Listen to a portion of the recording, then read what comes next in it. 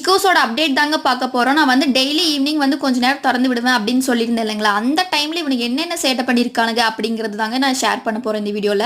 First வந்து ரொம்ப மோசமான நிலைமையில இருக்கிறது வந்து பார்த்தீங்கன்னா, இந்த பாட்ல இருக்கிற கரிசலாங்கண்ணி செடி தாங்க. இது வந்து கரிசலாங்கண்ணியானே எல்லாத்துக்கும் டவுட் வந்துரும். அந்த நிலைமைக்கு கொண்டு வந்து வச்சிருக்கானுங்க.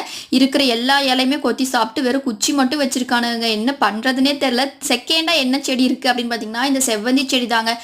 மண்ணிலிருந்து வளர்ற துளிர் எல்லாமே வந்துட்டு கடிச்சு கொதறி வச்சுட்டானுங்க. நான் வந்து காப்பாத்தி சிண்டெக்ஸ் கிட்ட தூக்கி நான் வச்சிருக்கேன். தேர்டு வந்து இந்த கீரை வகை தாங்க. சுக்கிட்டி கீரை வந்து நம்ம வளர்ந்த செடி வந்து அந்த விதையை எடுத்து நம்ம ஒரு பாட்டில் போட்டு வச்சிருந்தோம். அவ்வளோ பொதன்னு வளர்ந்துருந்தாங்க கீரை எல்லாமே. அது எல்லாமே இல்லாம பண்ணி வச்சுட்டானுங்க. இருக்கிற இடமே தெரியாத மாதிரி. அது மட்டும் இல்லாம எல்லா தொட்டிக்கும் அப்படியே ஜம்ப் பண்ணி போய் அதில் இருக்கிற மண்புழு எல்லாம் எடுத்து சாப்பிட்றதுங்க. சரியான சேட்டை பண்றானுங்க. அது மட்டும் இல்லாம இப்போ ஒரு புது டெக்னிக் ஃபாலோ பண்றாங்க. என்னங்கிறது நீங்களே பாருங்க கொஞ்சம். அந்த மணத்தக்காளி கீரை மேல ஏறி அதுல இருக்கிற காய் செடி எல்லாமே சாப்பிட்றது.